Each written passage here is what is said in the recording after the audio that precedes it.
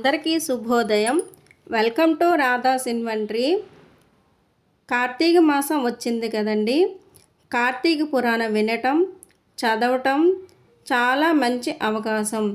మీరందరూ శాంతంగా విని కార్తీక మాసం పుణ్యం అందరికీ లభించాలి. రోజులో 4 పూటల్లో ఉదయం, మధ్యాహ్నం, సాయంత్రం, రాత్రి ఎప్పుడు వీలైతే అప్పుడు కార్తీక పురాణం వినటం కానీ చదవడం కానీ చేయటం వల్ల చాలా పుణ్యం లభిస్తుంది. లోనికి వెళ్దామండి. మహాజ్ఞాని సంపన్నులు తపోనిష్టలైన ఋషులకు మునులకు నిలయమైన పుణ్యప్రదమైన నైమిసారణ్యము. భారతదేశమునందున్న ఈ నైమిసారణ్యము రకరకములైన పళ్ళు, కాయలు, పువ్వులతో నిండి ఉన్న వృక్షాలు, చెట్లు, లతలతో అలరారుతూ ఉంటుంది.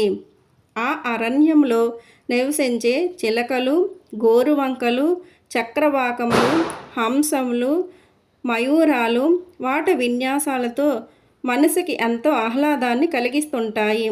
దానికి తోడు సహజ వైరం కలిగిన పశుపక్షాది మృగాలు కూడా తమ సహజ వైరాన్ని వదిలిపెట్టి పరస్పరం స్నేహదారాలతో కలిసిమెలిసి తిరుగుతూ ఉంటాయి.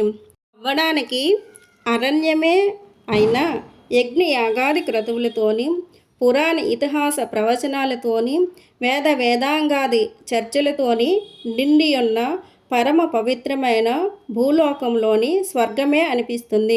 అంతటి మహోన్నతమైన ఋషి వాటికల్లో సుప్రసిద్ధుడైన వారు సూత మహర్షి. సూత మహర్షి వేదాంగ విజ్ఞానగణుడు, పుర ఇతిహాస ప్రవచనకర్త, భూత భవిష్యత్ వర్తమాన కాలాలను తెలిసిన మహాజ్ఞాని. తనకు గల మధుర మంజుల వచన సామర్థ్యముతో వేద ధర్మాలను వేద విజ్ఞానాన్ని సవిస్తరముగాను వివరించి చెప్పగల మహామేధావి.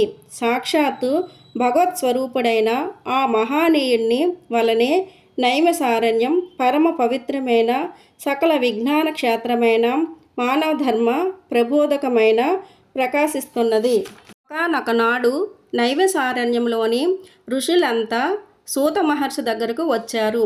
తన వద్ద వచ్చిన మహర్షులందరినీ సూతుడు గౌరవించి కూర్చోబెట్టి అందరికీ ఒకసారి వచ్చిన కారణమేమిటి అని ప్రశ్నించాడు. వచ్చిన వారిలో ఒకడైన ఋషులందరికీ నాయకుడైన శౌనకుడు సూత మహర్షికి నమస్కరించి, మీరు అకారణముగానే మేమంతా సమస్త వేద విజ్ఞాన సంపన్నులైన కర్మ ధర్మ చరణ ప్రవర్తకులై యజ్ఞ యాగాది తపోనిష్టలై వృద్ధి పొందుతున్నాము. మీ చేత కార్తీక మాస మహత్యములను చెప్పించుకొని వినాలని వచ్చాము. కార్తీక మాసము హరిహరులిద్దరికీ పరమ ప్రీతికరమైనది.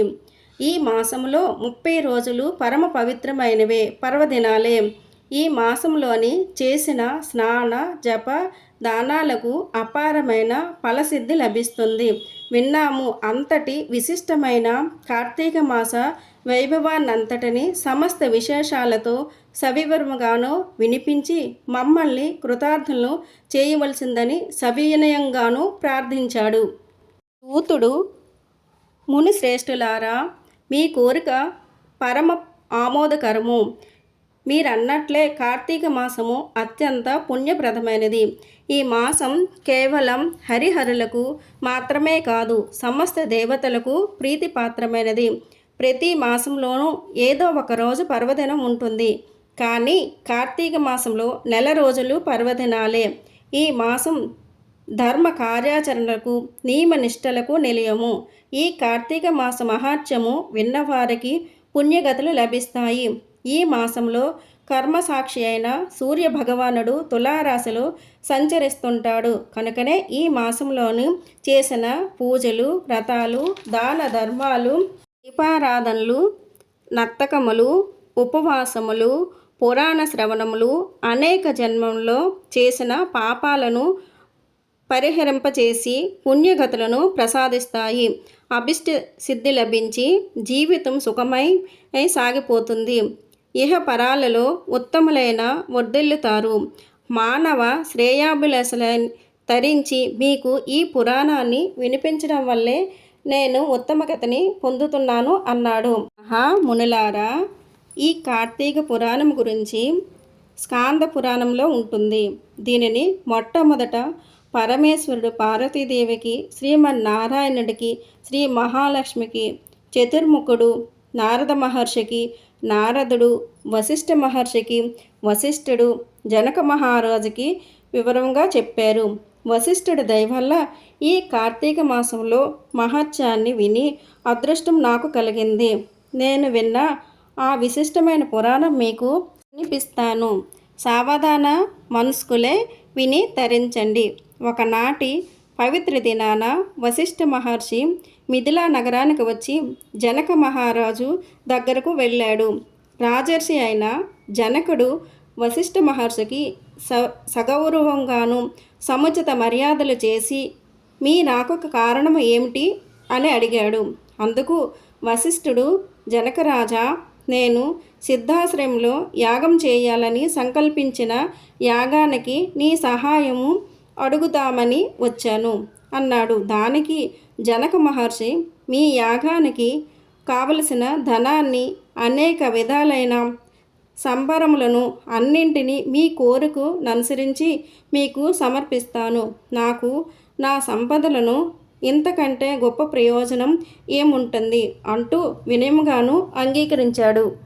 జన శ్రేష్టమైన ఓ వశిష్ఠ మహర్షి, నాకు చాలా కాలం నుండి ధర్మార్థ కామ మోక్ష ప్రదాయకమైన సర్వ పాపహరమైన కార్తీక మాస మహత్యాన్ని వినాలనే కోరిక కనుక నా యందును అనుగ్రహించి కార్తీక పురాణాన్ని వినిపించి నన్ను కృతార్థుని చేయమని ప్రార్థించాడు. విశ్వశ్రేయస్సును కోరుకునే వాళ్ళకి, భక్తి గల వారికి ఈ విధమైన కోరికలు కలుగుతుండటం సహజమే. కార్తీక మాసం 30 రోజులు పుణ్య ప్రధానమైనవే. మాసంలో చేసే జప తపాలకు, స్నాన దానాలకు, వ్రతాలకు అనంతమైన ఫలితం ఉంటుంది అని, ఈ మాసంలో ఆచరించవలసిన విధి విధానాల గురించి, ఈ మాస మహత్యాన్ని గురించి స్కాంద పద్మ పురాణాలు 2 వివరంగా చెప్పాయి. ఈ మాసంలో సూర్యోదయాని కాలానికి ముందుగానే స్నానం చేసి పరమ పుణ్యప్రదం. ఈ మాసంలో గంగాది సమస్త నదీ జలాల్లోని కాలువలు, చెరువులు మొదలైన జలాశయాలన్నింటిలోనూ అంతర్లీనంగా ప్రవహిస్తూ ఉంటుంది. స్నానంలో పవిత్రమైన పుణ్యప్రదమైన శరీరంతో చేసే దాన ధర్మాలు అనంతమైన ఫలితాన్ని ఇస్తాయి. ఈ మాసంలో చేసే పితృకార్యాలు, పితృకర్మలు 7 తరాల వరకు పుణ్యగతులను కలిగిస్తాయి. ఈ కార్తీక స్నాన వ్రతాలను ఆచరించడానికి స్త్రీలు, పురుషులు, బాలురు, యువకులు, వార్ధక్యములతో తేడాలేవి ఉండవు. ఏ వయసు వారైనా, ఏ జాతి వారైనా స్నాన దాన జప తపాదనలు చేసి తరించే ప్రయత్నం చేయవచ్చు. జనక మహారాజు ఈ కార్తీక మాసానికి అధిపతి దామోదరుడు కనుక దామోదరుని పూజ, కేదారేశ్వర వ్రతము ఈ కార్తీక మాసంలో ఆచరించవలసిన శివకేశవులిద్దరిని అనుగ్రహం అపారంగా లభిస్తుంది. జలరాశులన్నింటిలోని అంతర్లీనంగా ఉన్న గంగాదేవి అనుగ్రహిస్తూ ఉంటుంది. సూర్యోదయానికి పూర్వమే స్నానం చేసి ముక్తి ప్రధానమైనది. కార్తీక మాసం చేయవలసిన దాన ధర్మాలు, సంధ్యావందనాది నిత్యకర్మలు, తర్పణాలు, దీపారాధనలు, దీపదానాలు, వనభోజనాలు, సమారాధనలు, సోమవార వ్రతాలు, కార్తీక పౌర్ణమి నోము ఇవి అన్నీ కేవలం పుణ్యమును ప్రసాదించడం మాత్రమే కాక శరీరానికి తేజస్సు, శక్తిని, మేధస్సును, మనసుకు శాంతిని, స్థిరత్వాన్ని, స్థిమిత్వాన్ని, సంపదలు కూడా కలిగిస్తాయి. భుక్తి ముక్తులు ప్రసాదించే ఏకైక మాసం కార్తీక మాసం. ఈ కార్తీక మాసంలో ఏకభుక్తం, ఒక పూట ఉదయం మాత్రమే భోజనం చేసి ఉండటం నక్తం. ఉదయం అంతా ఉపవాసం ఉండి సాయంత్రం నక్షత్ర దర్శనం అయిన తర్వాత భోజనం చేయడం. సోమవారాలు, పూర్ణమ, ఏకాదశి మొదలైన రోజుల్లో చేసే ఉపవాసాలు మోక్షప్రదాలు. పూర్తిగా ఉపవాసం చేస్తూ సంధ్యా సమయంలో తీర్థ ప్రసాదాలను స్వీకరించడం, ఉపవాసం చేయడం అనేవి పుణ్యముక్తి ప్రదాలు. వారంతటి వారుగా ఇతరులకు పెట్టిన దానిని మాత్రమే భుజిస్తూ నిత్యం జప తప పురాణ పఠనం, దీపారాధన చేయటం, క్షేత్ర దర్శనం మొదలైన వాటి అన్నింటినీ భక్తి శ్రద్ధలతో చేయటం ఆయురారోగ్యాలే కాక మోక్షతకారకం కూడా.